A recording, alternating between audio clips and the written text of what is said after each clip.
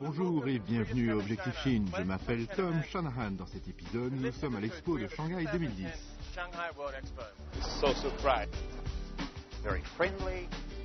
It enriches my life. It's been wonderful. We're very proud. L'expo a été un succès. Dans cet épisode, nous vous offrons une série de regards intérieurs pour capturer pour vous l'héritage de l'Expo universelle de Shanghai 2010.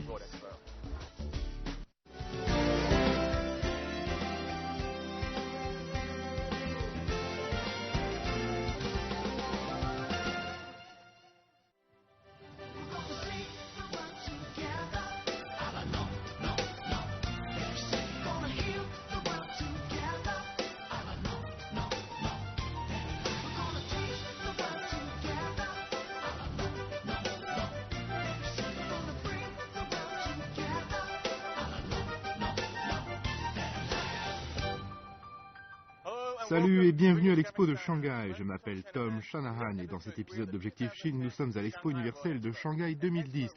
Une expo qui a déjà brisé de nombreux records en temps en termes de visiteurs, que si vous regardez derrière moi a été absolument énorme, qu'en termes d'investissement financier qui fut également énorme.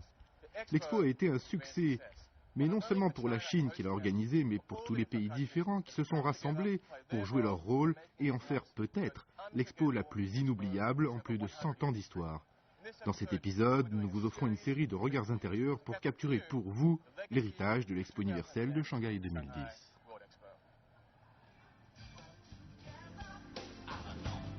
Le thème de l'expo de cette année est une meilleure ville, une meilleure vie. La longue histoire d'engagement avec la communauté internationale et le fait que la ville de Shanghai soit peut-être une des villes les plus modernes de Chine font de Shanghai le choix idéal pour accueillir l'Expo universelle de 2010. L'Expo universelle a commencé en 1851 à Londres et a depuis atteint une importance de plus en plus grande en tant que plateforme internationale pour un dialogue économique, scientifique et aussi d'échanges culturels. L'Expo de Shanghai a été un mélange hétéroclite de cultures différentes avec la communauté internationale d'experts en apprenant tout autant sur les Chinois que les visiteurs chinois sur eux.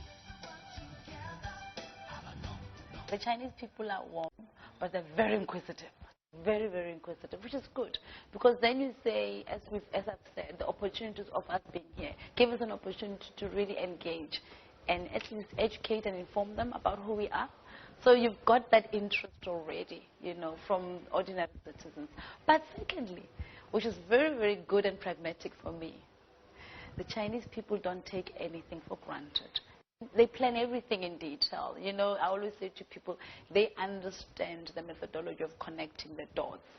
You know, even the smallest little dot, nothing is taken for chance. And that is very critical for somebody like me whose job entails promoting my country. So I always need to have that holistic picture. But it has to be done in a way that is properly planned for us to achieve our objectives. And those for me were the two critical lessons I've learned. I knew Shanghai and China enough. It's never enough, but enough. I'm not so surprised.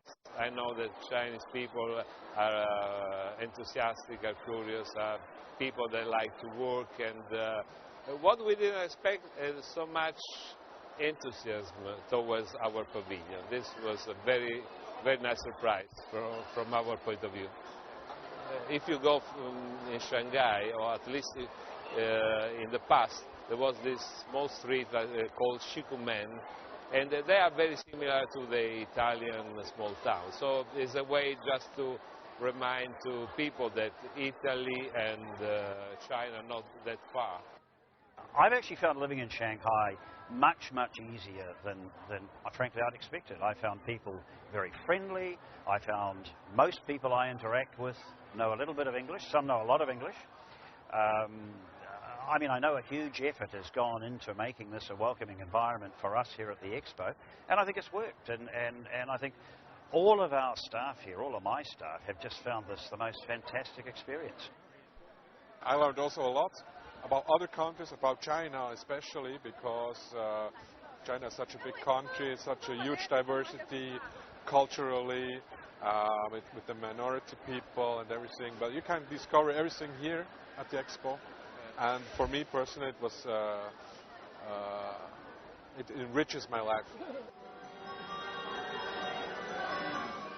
I think my main admiration here in Shanghai Expo goes to the visitors. When I see the patience, the enthusiasm, endurance of visitors to go through the waiting queues, because I have spoken before about many VIP events I have hosted in this pavilion. VIPs were lucky to some extent because they could not have to wait long waiting hours. But for me, the main VIP person was the ordinary Chinese visitor who was waiting through the waiting lines, where the waiting times were sometimes beyond 5 hours, 6 hours. And that is a truly amazing thing to see, with such patience and disciplined people are going through this.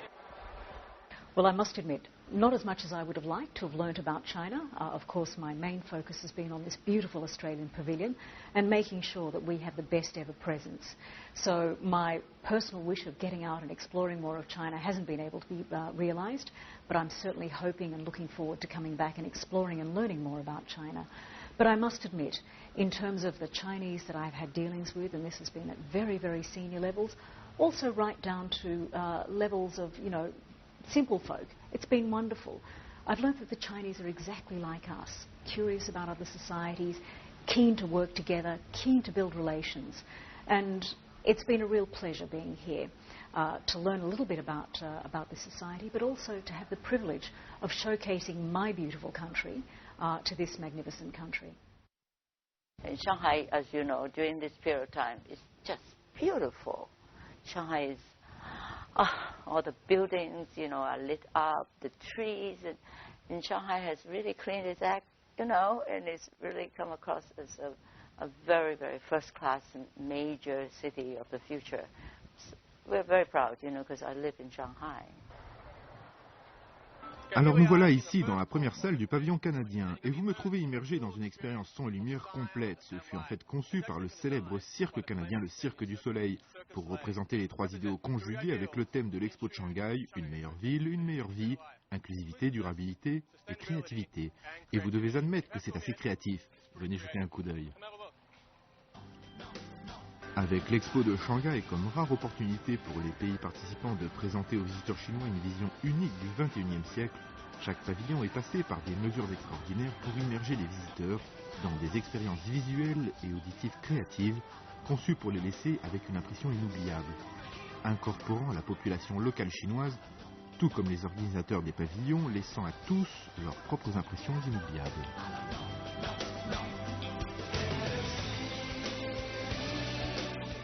I think that people forget that almost 200 countries are here as well. So you're really bringing the world together, and rarely in history does that happen.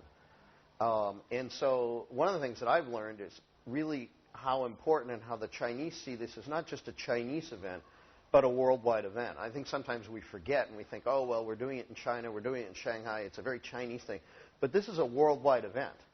I think a lot of our people have learned a lot from the guests that come through. If you live in Shanghai or Beijing, let's say, you're typically spending time with people from Beijing or Shanghai who tend to be, let's say, more, if not more westernized, but more open to stuff. And we've got people from all over China, many of them who've never even met Americans. And I think if you look at our student ambassadors who are, the face of the pavilion, they're just learning a lot about people. I call it people-to-people technology, the idea that, the most important thing about Expo is really people from different cultures talking to people from other cultures. They have learned about Colombia, but we have learned more about China. We have really learned about the patience of the Chinese people. We have learned something which is, for us, maybe the most enlightening thing.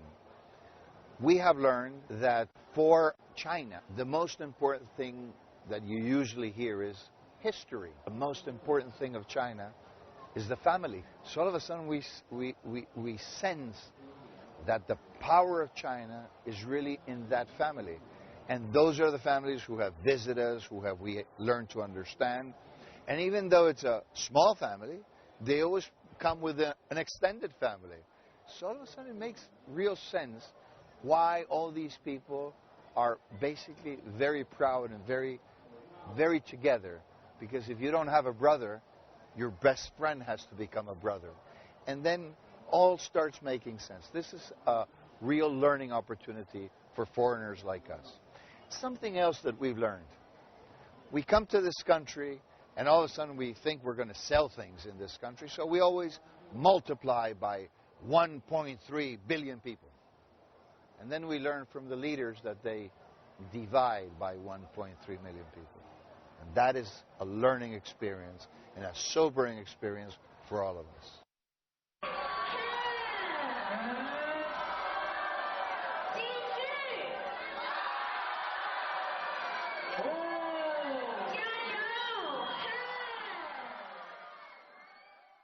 I think, yeah, so the concept already has made for the Chinese visitors. Of course, we knew in advance that maybe 95% of the visitors will come from China, will be Chinese visitors. So the concept, yeah, works, I think, especially in China.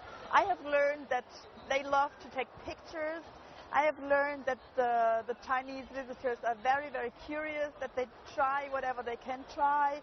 And this makes us very, very happy because the whole concept is full of interaction and so on. And yeah, it works.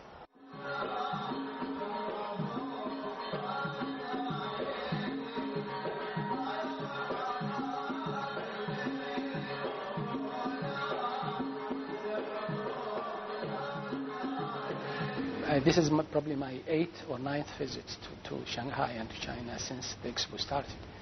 And each time I come, I learn more things about its people, its culture, and I admire also the rapid development that they have managed to achieve.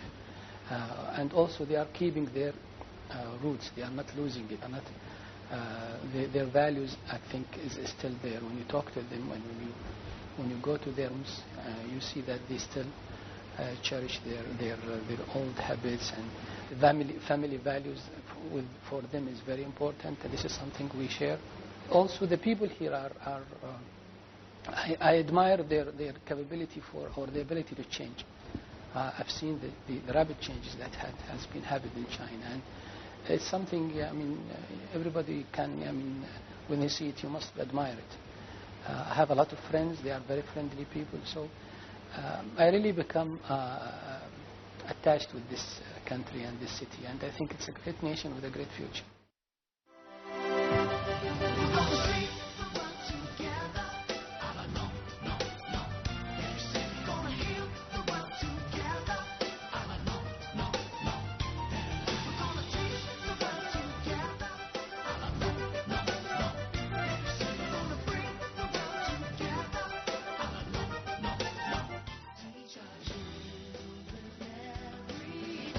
L'Expo universelle de Shanghai a créé des précédents et atteint de nouveaux records dans plusieurs domaines.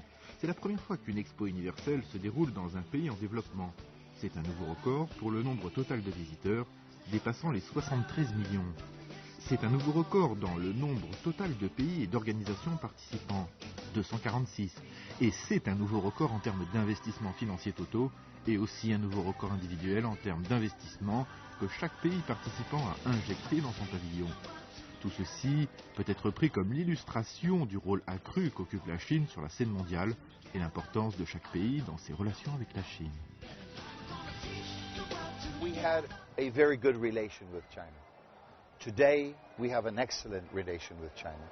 I think this expo has really enhanced and changed the relation.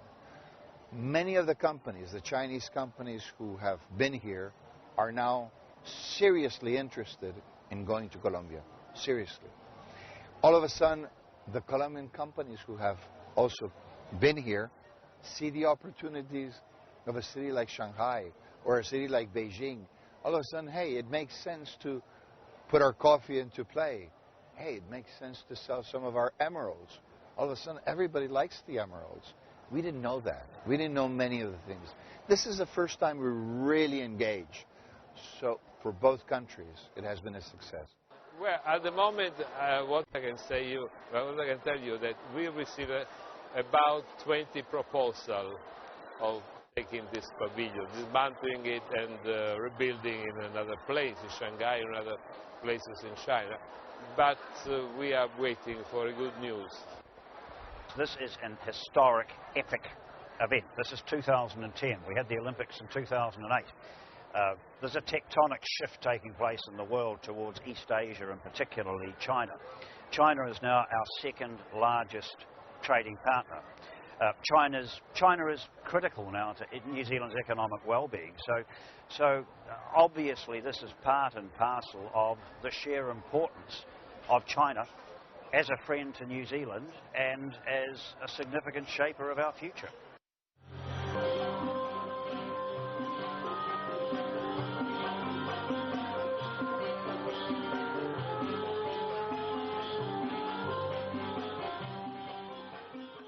For us, China is one of the most important countries in the East. And our relation with China has progressed over the past 20 years to become one of the best. Indicate that our recent king, King Abdullah, paid his first abroad visit to China. So that implies how important China is to Saudi Arabia and how we appreciate the friendship between the two countries. Also, the Chinese president visited Saudi Arabia 2 times over the past 3 years. And that also signifies how both countries look to each other. We have a lot of common, a lot of trade. We believe that we have a lot of common between our two cultures and our two histories. In fact, we share a lot of common values. And we wanted to show them that we also share it together. So when you start entering the pavilion, you see a number of messages that symbolize this and indicate that this relation is so important to us. I think it's obvious to everyone in the United States and in America, and even our visitors, when we ask them why did they come here, they talk about the importance of the U.S.-China relationship. So, you know, there's a story, right, about the USA Pavilion, and at one point it wasn't even clear that we were going to be here. And so I think that everybody in the United States, led by Secretary of State Clinton, really got the sense that we had to be here, and we had to be here in a big way. So I'm hopeful that our presence here is sort of a sign, you know, to the Chinese people and also a sign to Americans of how important the U.S.-China relationship is. I think even though we attended others, this is the first time that we attended with such a big, as small as it is for us, for Israel, a big investment. This is the biggest investment ever in the history of Israel's participation in the Expo. We decided, the government of Israel decided back in October 2007 to take part in this Expo because it's China. It's very important for us to enhance the relations with China. We are celebrating this year 18 years of diplomatic relations. 18 again is a very important number. But still, we appreciate very much the relations. And I think all the countries around the world are here for the same reason, to enhance the relations with China. And I think also, historically speaking, it's the biggest, it's the largest, it's the most impressive expo ever. I don't know if anybody any country in the future could really match the level that the Chinese people did, the Chinese government, but the Chinese people, you know, taking this. You see the Chinese people around us. I mean, it's amazing the level of curiosity, the level of interest that they show coming in and asking questions. It's beautiful, and I think for that matter, we succeeded in our decision to come to China because China is coming to us, and we have this dialogue. Growing. This is really what we're about. We're trying to grow our business with China. We already have an excellent trading relationship, as I said. China is Australia's largest trading partner. But we know that Australia has to keep being competitive. It is a big market here, but there is a lot of competition for the Chinese market. And Australian businesses, Australian research institutions, Australian policies need to be forward-looking and strategic so that we can keep our position with China as a reliable supplier of goods and services here. I think that we have improved the economic relation between China and Greece. That's why the minister visited Greece and Costco all the time. I think they have started in the Piraeus Bay investment and all those things. Une chose que vous devez faire est de venir ici, au sommet du pavillon de l'Arabie Saoudite, et regarder le parc de l'Expo après le coucher du soleil. Et comme vous pouvez voir, il y a beaucoup de couleurs différentes et les lumières des pavillons. Le parc de l'Expo vient presque à la vie et à sa vie propre. Comme vous pouvez voir, le pavillon chinois rouge, le pavillon indien, le pavillon roumain et toutes les couleurs du monde. Depuis la veille du XXe siècle, peu d'endroits au monde ont été aussi excitants ou autant capté l'imagination des curieux et des aventuriers que Shanghai. Shanghai a été décrite comme la perle de l'Orient, une ville d'intrigue et de mystère, avec ses nombreuses légendes dites et non dites du siècle dernier, et ayant sans aucun doute joué un rôle important pour faire de Shanghai ce qu'elle est aujourd'hui. Mais durant la période de l'Expo, Shanghai en est venu à avoir plus d'énergie qu'à peut-être tout autre moment, et le nombre d'amitiés soudées, d'affaires conclues et les innombrables histoires personnelles qui ont eu lieu ont tous joué un rôle dans l'écriture des pages de l'héritage de l'Expo. You see, there have been many stories in the pavilion between our staff and Chinese visitors. One funny story I was once told that the Chinese lady was going down the staircase leading down to the statue of the Golden Lady, and then she was speaking on phone. She wanted to make a photo. Later on, she landed in the water. So there are many nice stories about the life of the pavilion per se. What I've loved the most is in the early mornings going and standing outside, watching people running to queue at the Australian Pavilion, their look of anticipation and excitement as they go through, their look of wonder on their faces as they're going through the pavilion, but then when they come down the ramp after having seen our wonderful theatre in the round experience, the look of joy. And you know, you speak to some of them and all of them are universally happy. I've never seen anyone come out with a grumpy look on their faces, and that to me is the most rewarding experience of being here. The other thing I've loved as well is watching my Australian staff, our bilingual friendly attendants, dealing with our Chinese guests. You know, during the summer months when it was so hot and it was so hard to queue for our Chinese friends, the interaction between our Chinese friends and my Australian staff was an absolute joy to behold. And it's been a great opportunity for them as well to learn more about each other and to just see us as Australians are, friendly, easygoing people. My favorite part is coming in the morning and seeing those wonderful young ladies and gentlemen who are security at Gate 8. I really have to commend them. You see the smile in their faces. You see them really taking passion in what they're doing. But as I said, following everything to the latter, they understand that they're there to service to their country and doing it so well that it's unquestionable that they understand that their job is as important as probably the Commissioner General is. I think the Chinese themselves, just like the Olympics, you know, they realize that they themselves can put together an amazing event like the World Expo. I think in a psychological way, it really makes them feel that they are now able to do anything. You know, it's a self-confidence factor. That's one thing. And the other thing I think is that I use the word fight, you know, because you know, at the end of the day, you know, people may not remember all these buildings that were there, but there are 5 buildings that will be left. I think physically speaking, I think the World Expo has some beautiful things left for us. And of course, you know, being that the whole site of the Expo is going to be developed. So physically, that is also going to be a real interesting legacy for China. And then the other thing is that, you know, of course, you know, it literally propels Shanghai into an international city. First is, of course, the entry into our pavilion, the wall of Shanghai, we call it. It's commemorating the righteous among the nations, the Chinese consul in Vienna at the time that helped saving Jews. Actually, basically, we have 30,000 Jews were saved in Shanghai. It's a unique story. A very exciting moment of my life here in the Expo was when his son came to visit.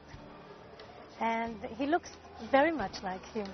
And we were standing here, and I have a picture with him. I am a Holocaust survivor daughter, 2nd generation. For me, the righteous among the nation, this is a diploma and a title that has been bestowed upon his father by Yad Vashem, the Commemoration Institute in Israel, for the martyrs and the Holocaust victims.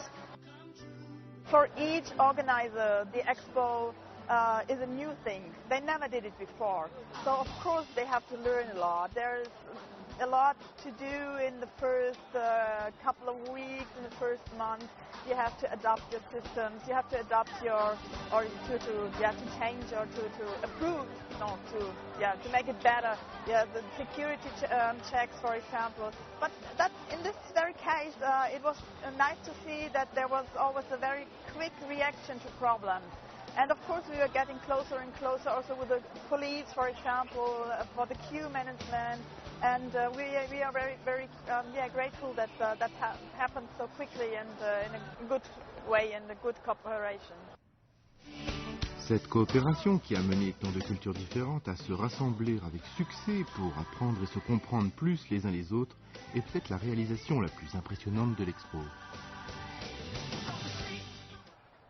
En regardant le pavillon de Chine, je réalise vraiment l'ampleur véritable de cet événement et c'est probablement trop tôt pour dire quel sera l'héritage de l'expo de Shanghai 2010. Mais je crois que dans les années à venir, nous regarderons de nouveau cet événement et nous nous souviendrons non pas principalement des foules énormes qu'il y a eu ou des pavillons magnifiquement conçus ou des technologies de l'ère spatiale rappelant une meilleure ville, une meilleure vie, mais de comment le monde entier s'est rassemblé pour démystifier les différences entre les uns et les autres. Et pour la Chine, de comprendre le monde et pour le monde de comprendre la Chine. C'était Tom Shanahan, merci d'avoir regardé Objectif Chine.